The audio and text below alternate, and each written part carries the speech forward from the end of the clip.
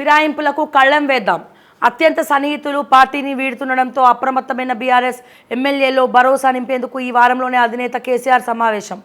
విదేశీ పర్యటన రద్దు చేసుకొని ముందుగానే రాష్ట్రానికి వస్తున్న ప్రశాంత్ రెడ్డి, పల్లా అట్లనే ఫిరాయింపులపై సుప్రీంకు వెళ్లాలనే యోచన. పార్టీ మారేవారిని ప్రోత్సహించడం తగదు. అధికారం ఉందని విర్రవీగితే ప్రజల చేతిలో గుణపాఠం తప్పదు. కేటీఆర్ నేతన్నలవి ప్రభుత్వ హత్యలే. ఉపాధి లేక 6 నెలల్లో 10 మంది ఆత్మహత్య అయినా ఆదుకోరా సీఎంకు కేటీఆర్ లేఖ.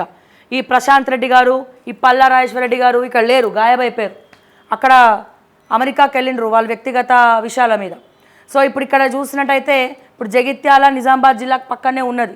సో ఇక్కడ క్యాడర్ అంతా కూడా మారిపోతుంది, వెళ్ళిపోతుందని ఉట్ట కబురు పెడితే ఇక ముందే వీళ్ళందరూ కూడా అనుకున్న టైం కంటే ముందే ఎమర్జెన్సీగా బయలుదేరి వచ్చినట్టు కూడా తెలుస్తూ ఉంది. మరి చూద్దాం కేసీఆర్ సమావేశం తర్వాత మరి ఎమ్మెల్యేలు కేసీఆర్ మాట వింటారా లేకపోతే అట్లనే వచ్చేస్తారా అనేది కూడా వేచి చూడాలా ఏం జరగబోతోందో. మరి బీఆర్ఎస్ ఇక్కడైతే వీళ్ళు బలంగా కూర్చున్నారు. జూలై నెల నాటికి బీఆర్ఎస్ ఎల్పీ మొత్తం కూడా ఖాళీ అవుతుంది. సో బీఆర్ఎస్ ఎల్పీ మొత్తం కూడా మరి కాంగ్రెస్ పార్టీలో విలీనం అవ్వబోతుందని చెప్పి బహిరంగంగానే వ్యాఖ్యలు చేస్తూ ఉన్నారు. మరి ఇటువంటి పరిస్థితుల్లో ఇప్పటికే కేసీఆర్ అత్యంత సన్నిహితులు అందరూ కూడా మనం చూస్తూ ఉన్నాం. కేకే దగ్గర నుంచి మరి పోచారం కూడా వెళ్ళిపోవడం అనేది బీఆర్ఎస్కి పట్టినటువంటి పెద్ద గ్రహచారం అనే చెప్పుకోవాలి. సో అఫ్కోర్స్ ఈ ఏజ్లో ఆయనకు పోయి ఆయననే క్రెడిబిలిటీ తగ్గించుకున్నారు, అది వేరే విషయం. అది కూడా మనం కాసేపు పక్కన పెడితే మిగతా ఎమ్మెల్యేలు ముఖ్యంగా హైదరాబాద్కి సంబంధించినటువంటి ఎమ్మెల్యేలు సో చాలామంది ఉన్నారు. మొత్తం కూడా హైదరాబాదు, ఈ మల్కాజ్గిరి వీళ్ళందరూ కూడా బీఆర్ఎస్కి చెందినటువంటి ఎమ్మెల్యేలు. సో వీళ్ళను కూడా మరి కాంగ్రెస్ పార్టీ హైదరాబాద్లో గ్రిప్ లేదు కాబట్టి మరి కాంగ్రెస్ పార్టీకి అక్కడ నుంచి ఎమ్మెల్యే గెలిచిన వాళ్ళు లేరు కాబట్టి మరి ఇక్కడ వీళ్ళని ముందుగా పార్టీలో చేర్చుకునే ప్రయత్నం కాంగ్రెస్ పార్టీ జోరుగా చేస్తూ ఉంది. సో ఏ మాత్రం తగ్గం, మేమే బీజేపీలోకి తీసుకుంటామని చెప్పి వాళ్ళు కూడా ఎవరి స్టైల్లో వాళ్ళు కుట్రలు చేస్తూ ఉన్నారంటే రాజకీయ పన్నాగాలు పండుతూ ఉన్నారు. మరి ఈ టైంలో కేసీఆర్ సమావేశం అనేది మరి ఎమ్మెల్యేలకి భరోసా ఇవ్వబోతోందా? కేసీఆర్ కనుక జాగ్రత్తగా వీళ్ళని మాట్లాడి కాపాడుకుంటే మనం ఏం చెప్పలేం. కానీ మరి ఆయన ఫామ్ హౌస్కే పరిమితం అయిపోయి ఫామ్లో లేకుండా ఇష్యూస్ గురించి మాట్లాడకుండా క్యాడర్లో ఉత్తేజంగాని నింపకుండా లేకపోతే ఎవరిని పట్టించుకోకుండా ఉంటే కనుక ఎవరి పని వాళ్ళు చేసుకుంటా పోతారు.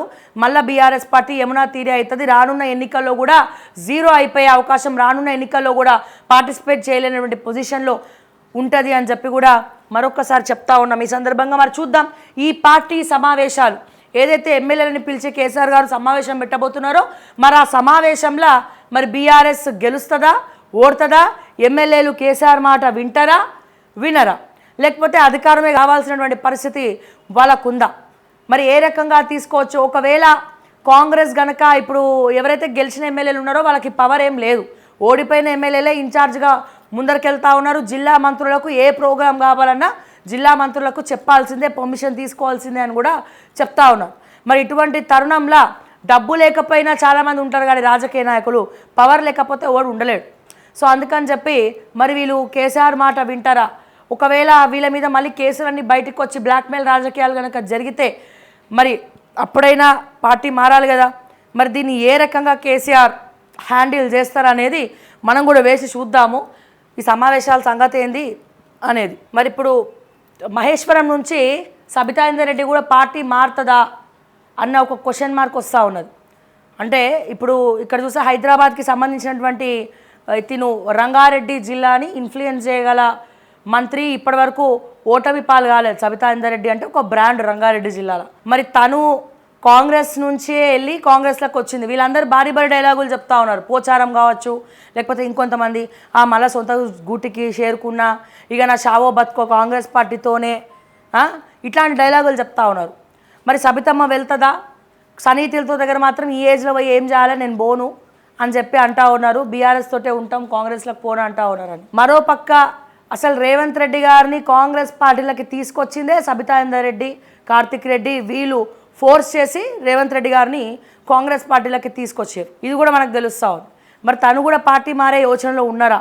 ఎందుకంటే రంగారెడ్డి జిల్లాలోనే ఇంపార్టెంట్ వ్యక్తి కాబట్టి ఎవరు ఉన్నా లేకపోయినా, తను పార్టీలో ఉన్నా లేకపోయినా క్యాడర్ మొత్తం కూడా ప్రతిరోజు వాళ్ళ ఇంట్లో చాలా రష్ ఉంటుంది. పబ్లిక్ అందరు కలవనికి వస్తూ ఉంటారు రోజు. మరి చూడాలి ఏం జరుగుతుంది అనేది. అట్లనే తలసాని శ్రీనివాస్ యాదవ్ ముందే చెప్పినాం, తలసాని శ్రీనివాస్ యాదవ్ కనుక మళ్ళీ పార్టీ మారితే గొర్రెల స్కామ్ నుండి కాపాడడానికే అతను మారుతున్నారు, అధికార పార్టీలకు వస్తే సేఫ్గా ఉండొచ్చు అని చెప్పి నాటకాలు ఆడుతున్నారు. మరి హైదరాబాద్కి సంబంధించినటువంటి మాజీ మంత్రి అంటే తలసాని శ్రీనివాస్ యాదవే.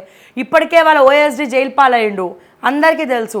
అరే మంత్రి శతకం లేకుండా ఓఎస్డీ ఎట్లా ఆయన ముందరికి వెళ్ళిందంటే సాధ్యమవుతుందా? సో 5,000 కోట్ల స్కామ్, దాదాపు 4,500 కోట్ల స్కామ్, గొర్రెల స్కామ్ నుంచి బయటికి రావడానికే తలసాని శ్రీనివాస్ యాదవ్ మళ్ళీ కాంగ్రెస్ గూటికి చేరుకోబోతున్నారు అని చెప్పి వార్తలు వస్తూ ఉన్నాయి.